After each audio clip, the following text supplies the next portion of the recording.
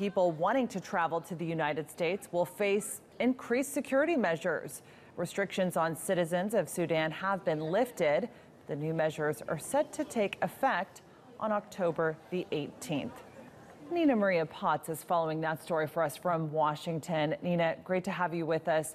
What does this updated travel ban involve, and what can you tell us about the timing of it? Well, it's an expanded travel ban. As you know, the existing travel ban is already in its third reiteration, and that's thanks to several legal battles. It was a deeply controversial travel ban that was brought in at the very beginning of President Trump's presidency. The timing of this announcement was significant because it came just hours before the existing travel ban expired. As you mentioned there rightly, it's now extended to 8 countries, and that now includes North Korea, Venezuela and Chad.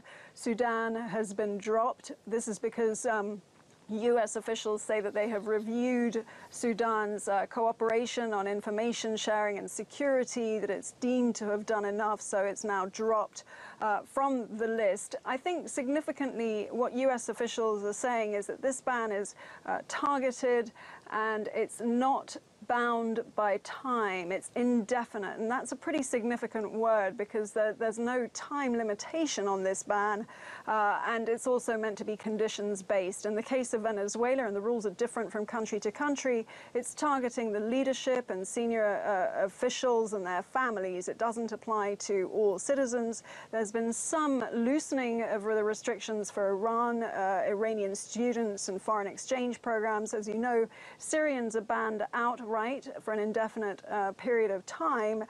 So essentially, we're looking at a revised, updated travel ban. As you said, it comes into effect on October the 18th. Whether or not this version will be challenged in the courts, as have all the other versions of the travel ban, that remains to be seen. What are the potential repercussions of this on the United States, given the fact that we've seen tensions reach a boiling point with North Korea? They're very retaliatory in nature, and also Venezuela and the U.S. have had a pretty rocky relationship as well. It's a very good question, but it's frankly hard to see how relations between the U.S. and North Korea and the U.S. and Venezuela get any worse right now. President Maduro of Venezuela didn't even come to the UN General Assembly because his position against President Trump is certainly hardening.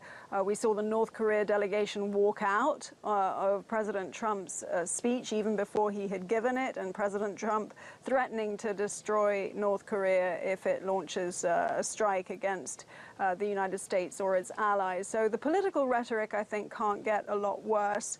It is perhaps evidence that there's a general consensus building that sanctions aren't working.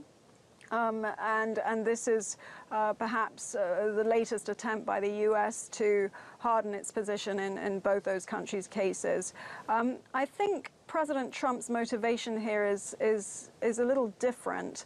By extending the ban to Venezuela and certainly North Korea, it really gives Trump administration officials the evidence they need to portray the ban as non-discriminatory. As you know, as we've mentioned before, the ban has gone through different court battles, and the legal battles have been playing out.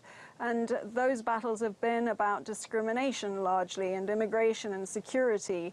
The Trump administration can now point to the diverse list of nations on this travel ban and show that they're not just targeting Muslims. And the Trump administration feels that it's completely within its right to make people from those countries undergo extreme vetting, countries that are not vetting their own citizens properly, according to the White House. Nina Maria Potts there for us in Washington.